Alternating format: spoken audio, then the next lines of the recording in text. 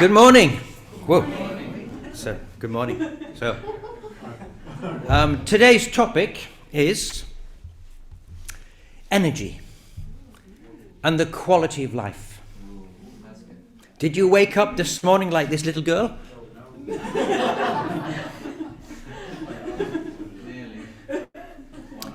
So, if you have a lot of energy, then you feel good, yes?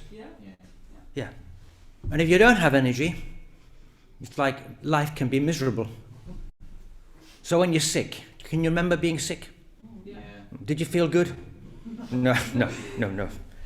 But so this topic, I'm taking this topic because I want to have good quality of life, and I want to be energized. So if there are some ways in which we can increase our energy, we can also increase the quality of our life. So what do we need for us to be full of energy? What do we need? What did you need? Yes, well, before you need food, last night, what did you need? Sleep. Yeah, exactly. Sleep. Who slept like a baby last night? Oh, wonderful. Yes. Who had a little difficulty sleeping last night? Yes, so if you have good sleep, that gives you energy the next day, and it improves your quality of life. And of course, we need food. How many of you eat healthy food every day? So we need vitamins, we need proteins and carbohydrates, and we need healthy food. If you're hungry, you lose energy, and well, there are many people in the world who don't have enough food, and so their quality of life is reduced. So we can be very grateful. What else do we need? Coffee. Yes. How many of you need coffee in the morning? How many of you, if you didn't have coffee, your quality of life would be worse? Yes. I see. And but what else? What else can give us energy and make us feel good? What else do we need? Laughter. Yes. Well, of course, laughter. Yeah, that's true. Well, from a physical viewpoint, what do we need? Yes. Yeah. Exercise. Yeah. How many of you go to the gym? How many of you do some running? Who does walking? Yes. Who thinks they need to do more exercise? So you could say food, exercise, and sleep are very important. Okay, so if we look at these footballers, this is, I think, Liverpool. Who supports Liverpool football team here? Thank you, Guled, yes. So you can see they're energized, aren't they? They probably eat good food, they probably sleep well, and they exercise a lot. So they're full of energy. They also won the game. But here, these players lost the game. So,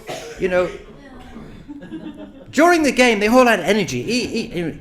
I mean, football players can play 90 minutes or extra time. Is that 110 minutes? 110 minutes? 120 minutes? 120. But, they'll keep going, they'll keep going. But if they win the game, especially if there's a penalty shootout, they're going to run around like crazy. They're full of energy. But if they lose, there's no energy.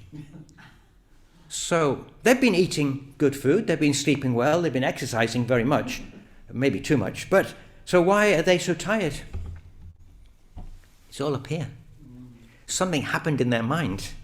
Oh, we lost. Oh, we failed. Oh.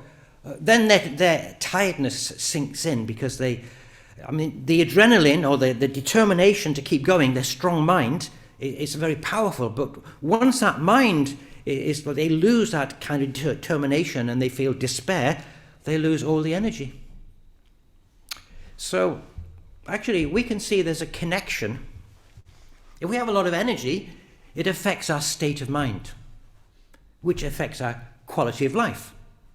Okay, so also our state of mind can affect our energy level and our quality of life. So the footballers, their state of mind at the end of the game was very different, and so those who were very kind of inspired, their energy was very high, and those who lost, their energy was very low. Of course, we still hope their quality of life is good, because there's always the next game. Yes. So, if you have a high energy, this leads to a positive state of mind and a high quality of life. But if you have low energy, if you're feeling not well, really losing energy, it can make you have a more negative state of mind, and then a low quality of life. Do you recognize these two sides? This positive, the high energy and the low energy? Yeah. Yes. But what about the other side? The state of mind. If you have a positive state of mind, then you have a lot of energy, which means your quality of life is high. But on the other hand, if you have a negative state of mind, then your energy is low and your quality of life is low. Do you recognize both of these? Yes. So it's not just we can start with energy. If we can boost our energy, it can affect our state of mind. On the other hand, if we can boost our state of mind, it can affect our energy level. So we could say these three are interconnected. Yes? So, where does energy come from? God. Good answer. From the sun, yes, we get yes. So, well, let's start with God, because we have energy. So energy comes from, we say, God's energy. So what is God's energy? In the divine principle, how is God's energy explained? What's it called? Love. Well, it contains love, but it's you are very smart. Well, you can say that within God's energy there is love. I mean, if I feel love for someone, the energy is coming from within me, but of course it's connected. But the divine principle explains it like this: the fundamental energy of God's being is eternal, self-existent, and absolute. It is the origin of all energies and forces that allow created beings to exist. We call this fundamental energy universal prime energy. This energy is everywhere. It's within us, it's around us, it's in the whole universe. That's why things exist. But there are other names for this energy. We have this term, universal prime energy, but in India it's called prana. And in China, chi. In ancient Greece, pneuma, meaning breath. And in Japan, ki. So, and people do energy healing using this power.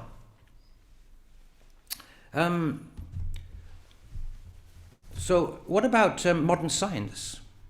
All of these traditions are very old.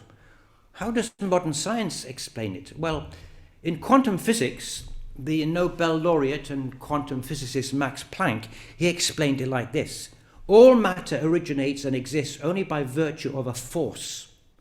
We must assume behind this force the existence of a conscious and intelligent mind. This mind is the matrix of all matter. So it's saying this energy has an intelligence and a consciousness. So the energy all around us is not just random energy. It has a direction, and there's an intelligence and a purpose behind it. And do you like Star Wars? Yes. Well, Obi-Wan Kenobi said, this force is what gives a Jedi his power. It's an energy field created by all living things. It surrounds us and penetrates us. It binds the galaxy together. Would you agree with this? I think this is a very good way to explain the energy, universal prime energy or chi or whatever. It's like there's an energy is everywhere. It's within us. It's around us. It permeates the whole universe. So, what does our founder say about the energy and the mind? Because they're connected. He says this: what is the mind? As God is the eternal ideal subject of goodness, the mind can at any time achieve the position of an unchanging object partner in front of that subject partner. This is the spirit mind. If you go into a mystical state in prayer and engage in a reciprocal relationship with God, then transcendent power appears in you. So he's saying, object partner means like we are created in God's image and we're meant to relate to God.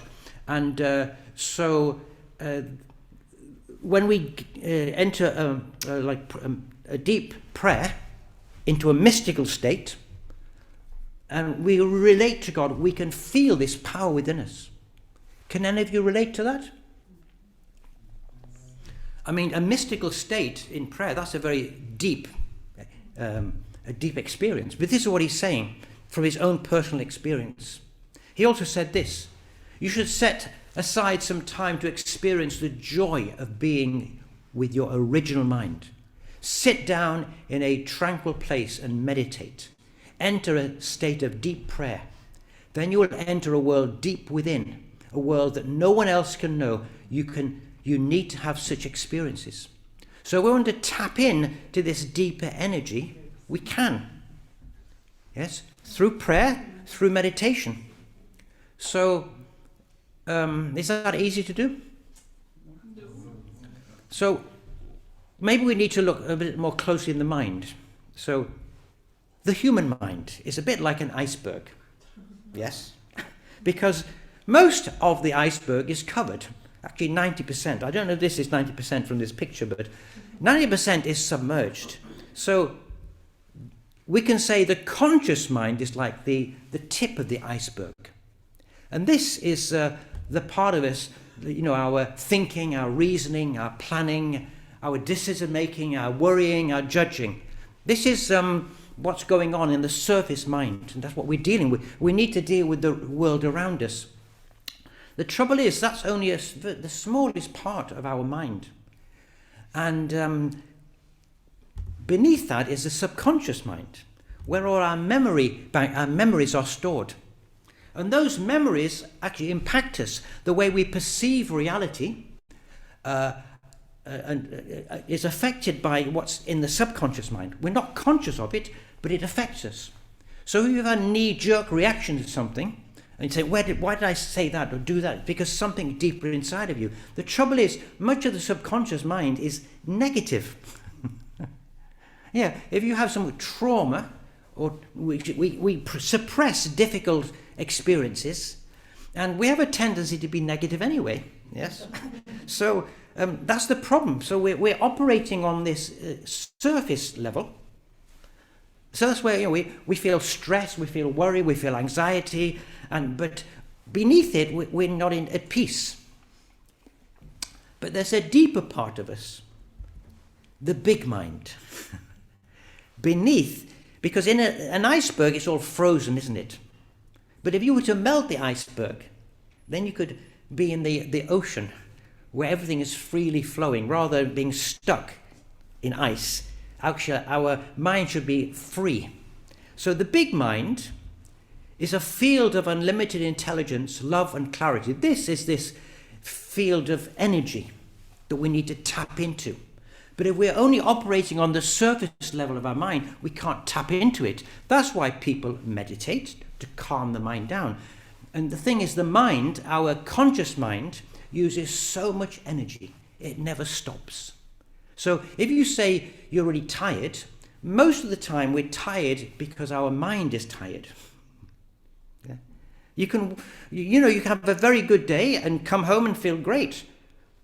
But if there are a lot of worries and anxieties, then that takes your energy. And I know as a teacher, if I have a difficult experience at school, like some difficult student, I keep thinking about that. Or did I make a mistake? Or didn't do it right? Or I get criticized. It's like I carry these thoughts. It's easy, yeah. And so those thoughts make me tired. So we can eat healthy food, we can sleep well, and we can exercise. But if our mind doesn't stop over and over again, chattering, and full of kind of worries and negative thinking, then we lose energy. So Reverend Moon, he would say, well, this is the spirit mind. We need to, we have our rational thinking mind here, but we need to tune into our spirit mind. And we need to be in the present moment, because the trouble with our conscious mind is we're thinking about the past or the future. But the reason that people, when they meditate, they calm their mind down, they can open up to a greater reality, a field of unlimited intelligence. We are unlimited beings, but we limit ourselves with our thinking mind, our surface mind. But if we were to dig deeper into ourselves, we would realize that anything's possible, because then we will be open to the presence of God to guide us. So I'd like to tell you about another book I read. This book, because this book here, written by this lady called Rajshri Patel. She's from India but lived most of her life in America. And she wrote this book, The Power of Vital Force. Vital force is another word for prana. She's Indian, and so much of these ideas are from a kind of an Indian tradition. And it says under this title, fuel your energy, purpose and performance with ancient secrets of breath and meditation. So I talked about meditation, prayer, but breath. I'm going to talk about breath today. Because breath is like now breathing is natural. But the trouble is, maybe we don't breathe in the way we're meant to breathe, because the breath can open us up to this deeper energy. When it said in the Bible, God breathed into Adam the breath of life, it didn't mean just oxygen. It meant God's energy. So,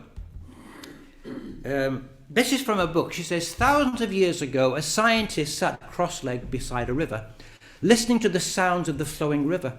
He observed the ebb and flow of his own thoughts and emotions. This scientist, also known as a rishi, was an expert in the mind.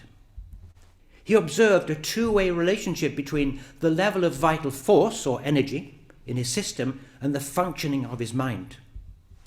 The tools that this rishi developed for tapping into source energy were encoded in a set of sacred scriptures more than 5,000 years old, known as the Vedas. These texts are the original basis for the yogic and Buddhist traditions. 5,000 years ago. These men, they were studying their own mind, trying to understand how it functions. 5,000 years ago. The Vedas are an operating manual for the human mind. It explains the science of how your mind, body, and energy systems function and how to optimize those functions. The rishis knew that the key to mastering the mind was to raise an innate life force by in the natural rhythm of the breath. Breathing is the fastest, simplest way to reduce stress and naturally shift the way you think, feel and act. It's the master key to unlocking the potential of your entire system. There is an off switch for the mind, and that switch is the breath. That's why people who meditate, they switch off their mind and come into the present moment. Because if we can switch off our mind, then actually we can boost our energy, because our mind is taking up too much of our energy. Scientists today studying the breathing techniques have found that they lower stress hormone levels, improve sleep quality, strengthen the immune system, and reduce or eliminate symptoms of anxiety, depression, and PTSD and addiction. So science today has found that breathing techniques actually affect your body, affect your state of mind. So breathing should be deep breathing. And the author of this book, she says, many people today only use 30% of their lung capacity because they don't breathe deeply. If you're stressed, you tend to have short, shallow breaths. Or rather than breathing into where your diaphragm is, like when you breathe in, your stomach should go out. And you should fill the lower part of your lungs. But when you breathe, if you raise your shoulders, it means you're only filling up the top half of your lungs, not the whole of your lungs. And I remember when I was at school doing drama and preparing, for speaking public, that I did these exercises to breathe into your diaphragm. Yeah. So babies, children, they're full of energy, partly because they breathe properly, they breathe naturally. But in you could say, in a modern world of a lot of stress and pressure, we've forgotten actually how to breathe. So, have you heard of Wim Hof? Yes. Yes, Wim Hof. He also has breathing techniques. So I've been practicing them, so I can just demonstrate. He said that when you should take 30 to 40 breaths, like to breathe in, but slowly, and push your stomach out, and then breathe out slowly. It should be in and out very slowly, gently, not forcing it. And then he says after 30 or 40 breaths, then when you breathe out, hold your breath for as long as you can. And when you can't, then breathe in. And then hold your breath, maybe about 15 seconds, and then breathe out. And hold again for as long as you can, and do this several times. Actually, I saw a TV program explaining that when you fill your lungs with lots of air, you get a bit too much oxygen. So when you stop breathing, it's like your blood system works better. Yeah, it helps to lower blood pressure. And there's another exercise. It's called the power breath. And this power breath is like you should kind of have your elbows down at your hip, and then your fists are clenched, and then you breathe in and raise your hands, and then quickly you breathe out through your nose like this.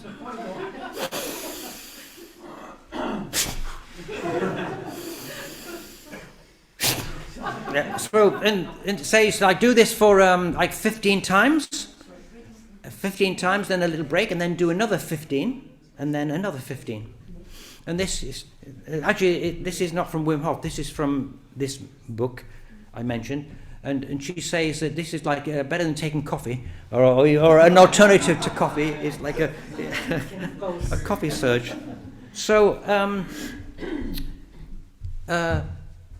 when you breathe in, according to these rishis and according to modern science, when you breathe in, you're not just breathing in oxygen. You're breathing in this energy of the universe, this spiritual energy, and it's kind of so you're filling yourself up with this vital force. Yeah? When you breathe out, you're detoxifying your mind and your body, getting rid of toxins. So that's why it's important to breathe enough in so you get all the energy, but also to breathe out properly so you detoxify your mind and your body. Yeah? And it's a natural way to do it. So it's not that, it's like we've forgotten how to breathe. Or maybe, have you ever been told how to breathe? So this lady, she has traveled all over the world teaching people. And when she talks to them about the breath, some of them say, well, I'm already breathing. I don't need to do anything different. Well, yeah, they don't understand. But she's observed, she can even tell whether people are breathing, how people are, their state of mind, by the way they breathe. And she talked about this writer in New York who was kind of, a well-known writer, but she was having difficulty getting new ideas. She was under a lot of stress, and her creative juices were not flowing. And so she met with this lady, and she did some breathing. And actually, she learned her breathing was too shallow and too short. But once she practiced breathing, then she became more relaxed and more creative, more open to inspiration. So deeper breathing. Do you think it's a good idea? Yes. Yes. So I went to a Chinese doctor a couple of years ago. I was going to bring some information here, but I thought it's too much information. And in Solna, twice a year, there's this Harmony Expo. And you get these mediums, and you get healthy people who want to sell good products, people who teach meditation, energy healing. And I met this guy, he's called Dr. Jibin Chi. And I went there in this Harmony Expo, and he told me to breathe, to breathe in, hold your breath for a bit, and breathe out. And hold your breath for a bit, maybe a few seconds, and breathe. So I was doing this, and then he has a computer, and then he was attaching to me, different parts of my body, what was going on in my mind, in my body, and he could tell me I was a bit low in energy, but this breathing had raised it a little bit. So then I went to him. I visited him once a week for about 2 months, 2 years ago.